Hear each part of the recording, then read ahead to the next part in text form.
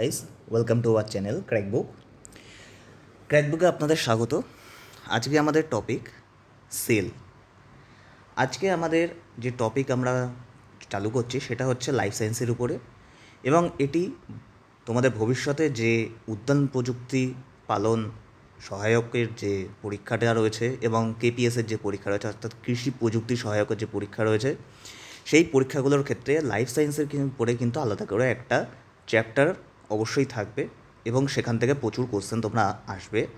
তাই জন্য আলাদা করে তোমাদের লাইফ সায়েন্সের উপরে, বিশেষ করে সায়েন্স গ্রুপ, এবং ওখানে দেখবে যারা সিলেবাস দেখেছো তাদের অবশ্যই দেখা উচিত যে ওখানে কিন্তু আলাদা করে একটা মেনশন করা রয়েছে কি, যে লাইফ সায়েন্সের উপর বেসিক করে আরও বেশি কোশ্চেন আসবে। তো অ্যাপ্রক্সিমেটলি আমি প্রথমে উদ্যান প্রযুক্তি পালন সহায়কের কথাই বলছি। সেই পরীক্ষাটাতে যদি তোমরা দেখো তাহলে তোমরা দেখবে যে 100খানা কোশ্চেন আসবে।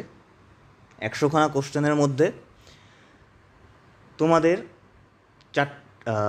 সম্ভবত 4টে পার্ট রয়েছে: ইংরাজি, অঙ্ক, জেনারেল স্টাডিজ এবং সায়েন্স। সায়েন্সের কিন্তু আলাদা করে ওখানে মেনশন করা রয়েছে স্পেশালি অন লাইফ সায়েন্স।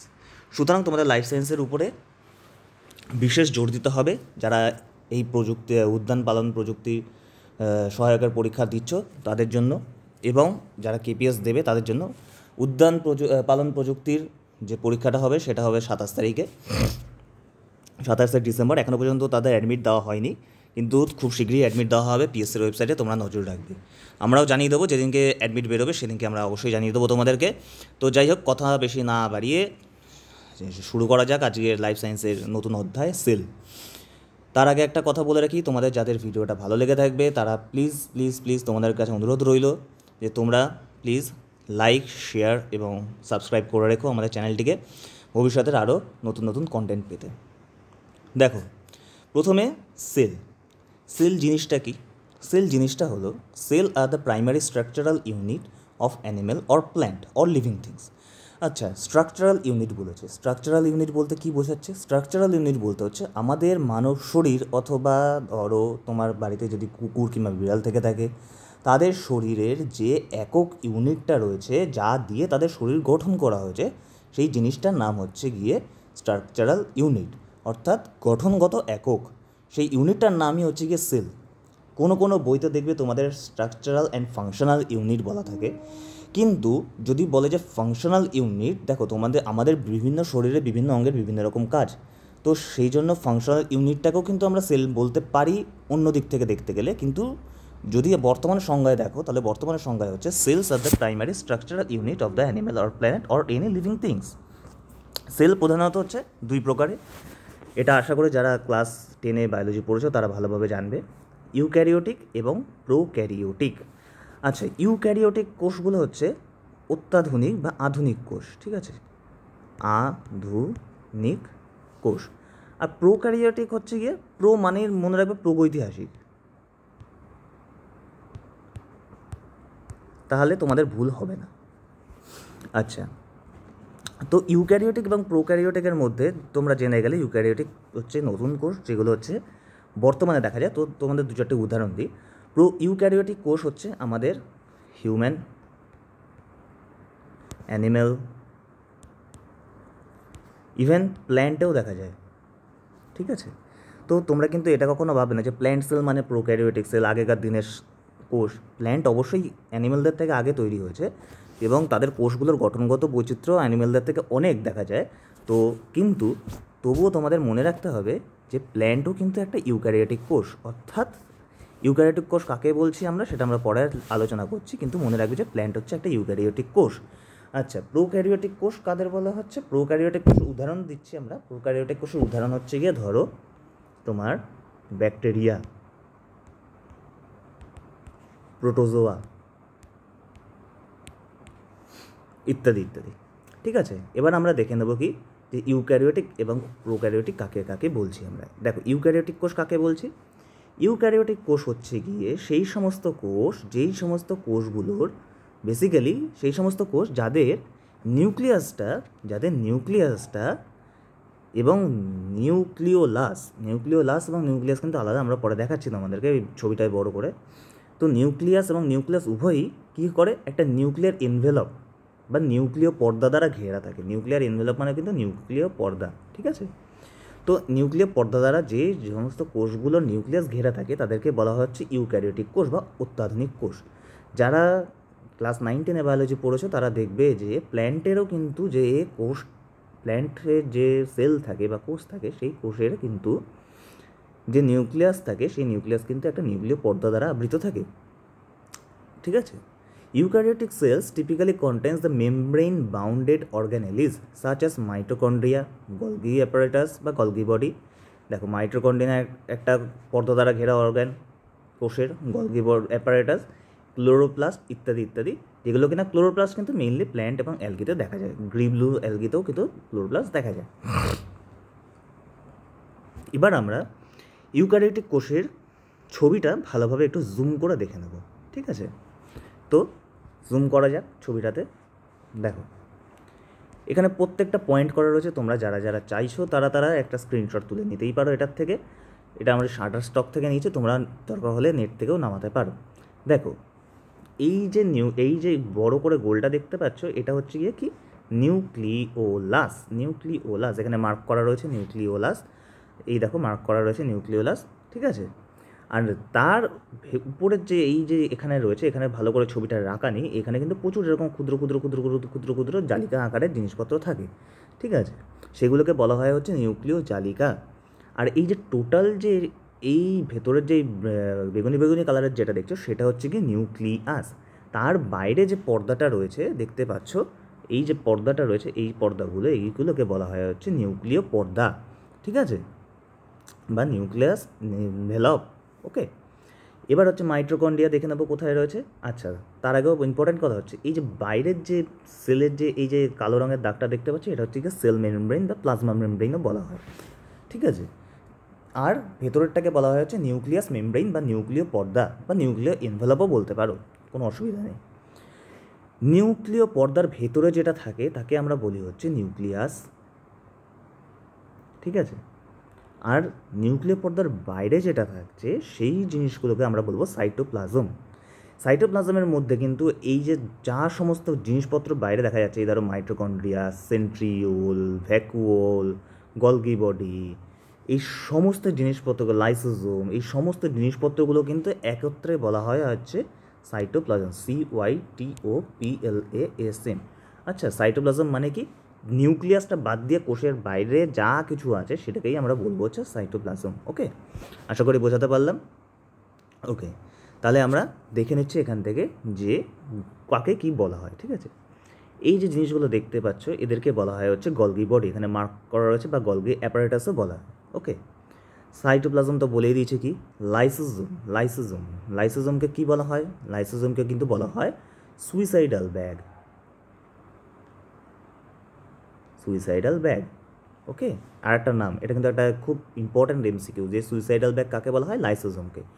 আচ্ছা, এবার কিন্তু এই যে আমরা দেখতে পাচ্ছি এটাকে বলা হয় হচ্ছে মাইটোকন্ড্রিয়া। এটাকে বলা হয় হচ্ছে মাইটোকন্ড্রিয়া। আর এই যে ছোট ছোট নীল নীল রঙের দাগ দেখতে পাচ্ছ এগুলোকে বলা হয় হচ্ছে মাইক্রোটিবিউল। ওকে, আচ্ছা, এরপরে তোমরা দেখবে যে এখানে অনেক কিছু দেওয়া আছে, রাইবোজোম দেওয়া আছে, লাইসোজোম দেওয়া আছে, নিউক্লিয়াস, মাইক্রোকন্ড্রিয়ন দেওয়া রয়েছে, এগুলো বিভিন্ন রকমের কাজে লাগে। সেটা আরেকটা ইম্পর্ট্যান্ট হচ্ছে, সেটা হচ্ছে গিয়ে এই জিনিসগুলোকে বলা হয় হচ্ছে সেন্ট্রিওল। এই দেখো এখানে ঢাকা পড়ে গেছে, আমি রাবার দিয়ে মুছে দিচ্ছি তোমাদেরকে ভালোভাবে বোঝার জন্য। এই দেখো এটাকে বলা হয় হচ্ছে সেন্ট্রিওল। সেন্ট্রিওল হচ্ছে কোনটা, সেন্ট্রিওল হচ্ছে সেন্ট্রিওল হচ্ছে এইখানে যেটা দেখতে পাচ্ছ সেটাই হচ্ছে সেন্ট্রিওল। এই যে এখানে স্টার মার্কা যেটা দেখা যাচ্ছে সেটাই হচ্ছে সেন্ট্রিওল। ওকে, সেন্ট্রিওলের কিন্তু একটা খুব ইম্পর্ট্যান্ট রোল রয়েছে, সেটা হচ্ছে কোষ বিভাজন যখন আমরা পড়াবো তখন তোমরা ভালোভাবে জানতে পারবে যে সেন্ট্রিওলের কাজটা কী। ওকে, তো নেক্সট আমরা চলে যাচ্ছি কিসে, নেক্সট আমরা চলে যাচ্ছি হচ্ছে প্রোক্যারিওটিক কোষে। প্রোক্যারিওটিক কোষ কাকে বলছি আমরা, প্রোক্যারিওটিক কোষ হচ্ছে সেই সমস্ত কোষগুলো যেই কোষগুলোর কিন্তু সেলুলার অর্গানিজমগুলো কী করে, কোনো এনভেলপের দ্বারা ঢাকা থাকে না। বিশেষ করে নিউক্লিয়াসটা কিন্তু কোনো এনভেলপের দ্বারা ঢাকা থাকে না। আর একটা ইম্পর্ট্যান্ট ফিচার হচ্ছে প্রোক্যারিওটিকের, সেটা হচ্ছে মাইটোকন্ড্রিয়া কিন্তু এদের থাকে না, এটা কিন্তু সবসময় মনে রাখবে।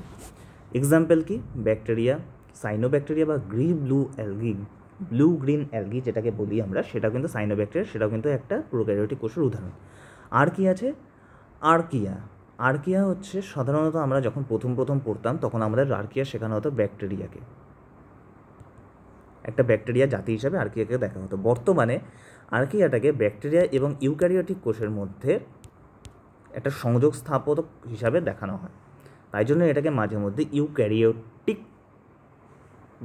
কোষের সাথে লিঙ্ক আপের জন্য এটাকে ইউক্যারিওটিক ব্যাকটেরিয়াও মাঝে মধ্যে বলা হয়ে থাকে। ওকে, নেক্সট আমরা দেখছি কি যে প্রোক্যারিওটিক সেলের একটা ডিটেলস ছবি। তোমরা যারা ইন্টারেস্টেড তারা এটার স্ক্রিনশট তুলতে পারো, কোনো অসুবিধা নেই। দেখো, এটার স্ট্রাকচারাল গঠনটা কিন্তু আগের ইউক্যারিওটিক কোষের থেকে অনেকটাই আলাদা। প্রোক্যারিওটিক কোষটা কিসে আলাদা? দেখো, ওখানে কিন্তু একটা সুন্দর করে নিউক্লিয়াস পর্দা দ্বারা আবৃত করা একটা নিউক্লিয়াস ছিল। এখানে কিন্তু সেরকম কোনো গল্পই নেই। এই জিনিসটা দেখছো, এই যে জালকার, এটাকে হচ্ছে গিয়ে ওই সেই নিউক্লিয়াস জালিকাই, এটা ক্রোমোজোম দিয়েই তৈরি, কিন্তু এর বাইরে কিন্তু যে পর্দা থাকার কথা ছিল সেই পর্দাটা কিন্তু নেই এখানে, পর্দাটা ডেভেলপড হতে পারেনি। তারপরে এই দেখো রাইবোজোমগুলো এখানে ছড়িয়ে ছিটিয়ে অবস্থান করছে, ঠিক আছে। আর একটা কী রয়েছে, সাইটোপ্লাজম। তো বলে দিচ্ছি, ইউক্যারিওটিক এবং প্রোক্যারিওটিক দুটোর জন্য সাইটোপ্লাজম কিন্তু একই। ওকে, এটার কিন্তু একটা ইম্পর্ট্যান্ট ফিচার যে এর কিন্তু ভেতর নিউক্লিয় পর্দা না থাকলেও বাইরে কিন্তু কোষ পর্দা অবশ্যই রয়েছে, এবং কিছু কিছু ক্ষেত্রে সেল ওয়াল এবং প্লাসিডও দেখা যায়। প্লাসিড মানে কি, একটা ক্যাপসুল টাইপের দেখা যায়। ক্যাপসুল এখানে বাংলায় বলছে, সেটাকে সাইন্টিফিক নাম হচ্ছে প্লাসিড, PLACID। ওকে, সি অথবা এস হতে পারে, আমার ঠিক বানানটা আমি ভুলও লিখতে পারি, তোমরা একটু কাইন্ডলি চেক করে নিও। ওকে, আর কি থাকে এদের? প্লি থাকে, PILI, পিলি, বা আমরা এটাকে বাংলায় বলি হচ্ছে ঝিল্লি, ঠিক আছে, ঝিল্লি। আর এটা হচ্ছে যে লম্বা এরকম ব্যাঙাচির লেজের মতো, এটা হচ্ছে ফ্লাজেলাম, যেটা কিনা এই কোষগুলোর গমনাঙ্গ। এই কোষগুলো কিন্তু কোনো প্রাণী দেহ তৈরি করে না, এগুলো কিন্তু একটা ইন্ডিপেন্ডেন্ট কোষ, এটা কিন্তু মাথায় রাখবে যখনই প্রোক্যারিওটিক কোষের কথা বলবো। প্রোক্যারিওটিক কোষ কিন্তু একটা ইন্ডিপেন্ডেন্ট কোষ, সিঙ্গেল সেল একটা অর্গানিজম। ওকে, নেক্সট আমরা কি দেখব? নেক্সট আমরা দেখব হচ্ছে সে প্রোক্যারিওটিক কোষেরই একটা বড় ছবি, যেটা তোমরা ব্যাকটেরিয়ারই, এটা তোমরা স্ক্রিনশট তুলে রাখতে পারো, খুব ইম্পর্ট্যান্ট একটা জিনিস এটা। ওকে, তো নেক্সট আমরা দেখছি কি যে different type of cell organelles. Different type of cell অর্গানেলিজের মধ্যে কী আছে? ডিফারেন্ট টাইপ অফ, দেখো মেইনলি হচ্ছে তিনটে জিনিস দিয়েই তৈরি যে কোনো সেল।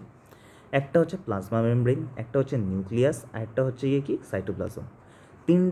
একটা প্রোক্যারিওটিক হোক বা ইউক্যারিওটিক, সবার মধ্যেই কিন্তু প্লাজমা মেমব্রেন থাকবে, অর্থাৎ বাইরের যে কোষ আবরণটা। নিউক্লিয়াস তো অবশ্যই থাকবে, যে জালকাকার যেটা থাকবে সেটা নিউক্লিয়াসই।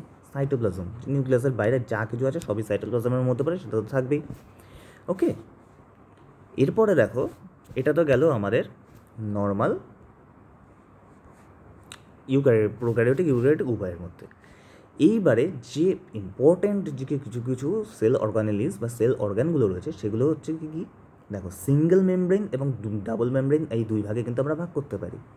ওকে, তোমাদের সুবিধার্থে আমি দুটো ভাগে ভাগ করে দিয়েছি, যারা চাইছো তারা স্ক্রিনশটটা একটু তুলে নিয়ে দয়া করে প্লিজ, আমি একটু টাইম দিচ্ছি তোমাদেরকে, প্লিজ এটা যে স্ক্রিনশটটা তুলে নাও, তাহলে তোমাদের সুবিধা হবে।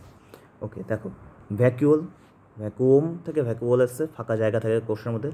লাইসোজোমকে কী বলা হয়? লাইসোজোমকে বলা হয় সুইসাইডাল ব্যাগ। গলগি অ্যাপারেটাস, ওই যে সেই লম্বা লম্বা এরকম সবুজ দেখিয়েছিলাম, ভিডিওটা প্রিভিয়াসে গিয়ে দেখে নিতে পারো একটুখানি। এন্ডোপ্লাজমিক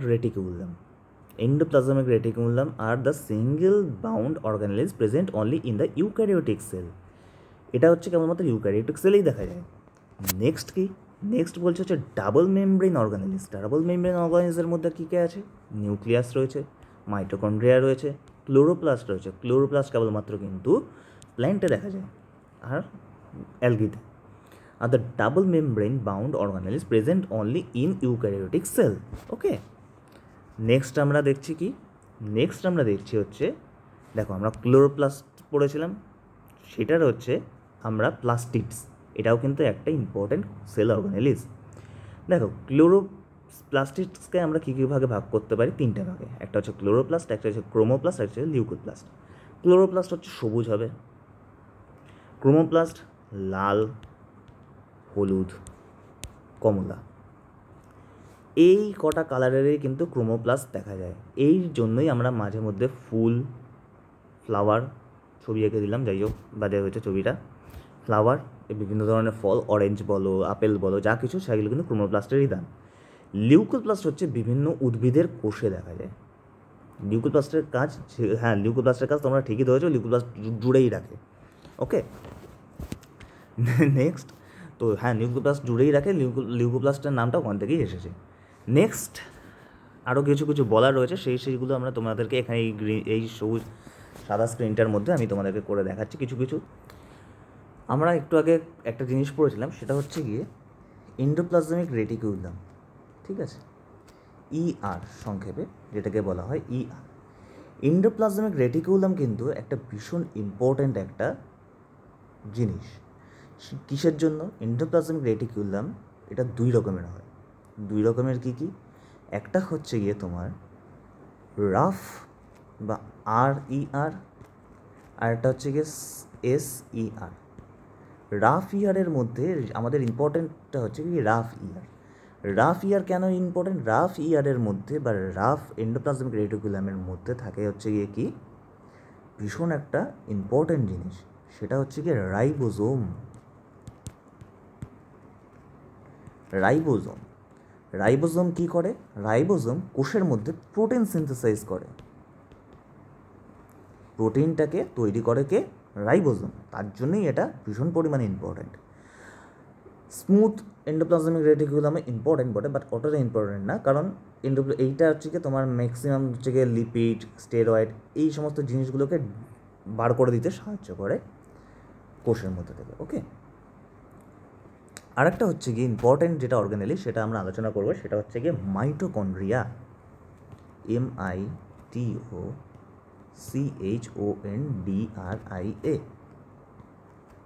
ওকে, মাইটোকন্ড্রিয়া। মাইটোকন্ড্রিয়াকে কী বলেছে? সেলের পাওয়ার হাউস। কেন? কারণ সেল চালানোর জন্য যা কিছু দরকার হয় শক্তি, সেই শক্তিটাকে কে তৈরি করে?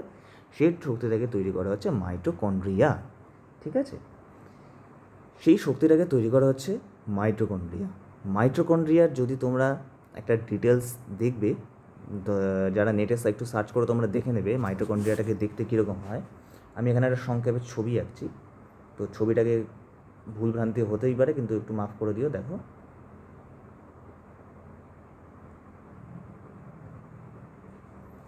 এইরকম টাইপের দেখতে হয় হচ্ছে মাইটোকন্ড্রিয়া। ওকে, মাইটোকন্ড্রিয়ার মধ্যে কিন্তু একটা ভীষণ ইম্পর্ট্যান্ট জিনিস থাকে, সেটা হচ্ছে গিয়ে DNA। ওকে, DNA। এবং এই মাইটোকন্ড্রিয়ার মধ্যে কিন্তু রাইবোজোমও থাকে। তাহলে বুঝতেই পারছো কীরকম পাওয়ার হাউস, প্রোটিনও সিনথেসিস করছে, সবই সিনথেসিস করছে। এবং কি থাকে?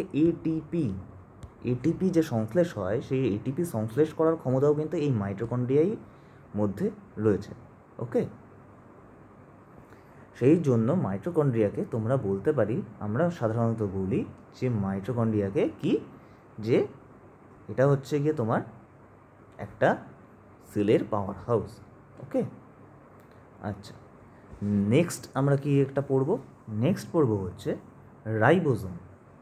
আচ্ছা, রাইবোজোম লিখে নিই,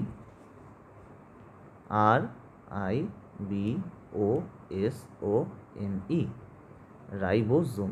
রাইবোজোমটাকে কি বলেছিলাম আমরা? প্রোটিন সিনথেসাইজ করে। প্রোটিন সিনথেসাইজ করে। ওকে, প্রোটিনটাকে বানায়, ঠিক আছে? রাইবোজোম কিন্তু অনেক জায়গাতেই দেখা যায়, প্রথমত মাইটোকন্ড্রিয়াতে, দ্বিতীয়ত কোথায়? এন্ডোপ্লাজমিক রেটিকুলামে। কোন এন্ডোপ্লাজমিক রেটিকুলাম? বারবার করে মনে রাখবে, রাফ এন্ডোপ্লাজমিক রেটিকুলামে সাধারণত এটা দেখা যায়। রাইবোজোমের ইউনিট হচ্ছে গিয়ে, রাইবোজোম দুই রকমের হয়, একটা হচ্ছে 70S আর একটা হচ্ছে 80S। এই এস মানে হচ্ছে স্পেদবার্গ, SVEDBERG, স্পেদবার্গস ইউনিট বা স্পেদবার্গের একক হচ্ছে গিয়ে এই এস। ওকে, এখানে একটা ইম্পর্ট্যান্ট জিনিস তোমাদের জেনে রাখা উচিত, যে 70S যেটা দেখছো, 70S কিন্তু দেখা যায় হচ্ছে প্রোক্যারিওটিকে আমি সংক্ষেপে লিখলাম, আর 80S এটা দেখা যাচ্ছে আমাদের ইউক্যারিওটিকে। ওকে, এটা সবসময় মনে রাখবে, এটা কিন্তু ভীষণ ইম্পর্টেন্ট। ওকে, তো এই হচ্ছে কি আমাদের মোটামুটি সেলের স্ট্রাকচার। আরও যদি কেউ ডিটেলসে জানতে চাও তাহলে অবশ্যই বলো, একটা পুরোপুরি ডেডিকেটেড ওয়েতে ভিডিও বানানো হবে। তো এরপর আমরা আস্তে আস্তে ধীরে ধীরে কোশ্চেনের দিকে এগিয়ে যাই, দেখা যাক কোশ্চেন কী কী আছে। আচ্ছা, কোশ্চেন আছে হচ্ছে যে the term cell was given by, অর্থাৎ কি যে সেল এই নামটা কে দিয়েছেন, সেল নামটা কে দিয়েছেন। আচ্ছা, প্রথমে বলো তো সেল এই জিনিসটা কে আবিষ্কার করেছিল? সেল জিনিসটা আবিষ্কার করেছিলেন হচ্ছে রবার্ট হুক। কত খ্রিস্টাব্দে? 1665-তে। আচ্ছা, 1665-তে তখন আমাদের ভারতের সম্রাট কে ছিলেন? মুঘল যুগ ছিল, সম্রাট ছিলেন হচ্ছে আওরঙ্গজেব। একটা সহজে হিস্ট্রি কোশ্চেনে মনে রাখলে যাক, আওরঙ্গজেব তো ছিলেন। তো প্রশ্ন হচ্ছে এখন যে সেল তো নামটা কে দিয়েছেন আর আবিষ্কার করেছেন হচ্ছে রবার্ট হুক। নামটা কে দিয়েছেন? নামটাও দিয়েছেন কিন্তু সেই রবার্ট হুক। নেক্সট আমরা কি দেখব? The cell is not applied for, cell is not applied for কিসের জন্য? অ্যালগি একটা সেল, প্রোক্যারিওটিক ব্যাকটেরিয়াও একটা cell, prokaryotic fungi, eukaryotic prokaryotic দুটোই হতে পারে। ভাইরাস কিন্তু একটা সেল নয়, ঠিক। Virus is another kind of thing, virus is virus. এখন করোনা ভাইরাস চলছে, তোমরা সবাই জানো ভাইরাস সম্বন্ধে একটু আধটু। তো ভাইরাস কিন্তু সেলের মধ্যে ঠিকঠাকভাবে পড়ে না। ওকে, নেক্সট কোশ্চেন কী বলেছে?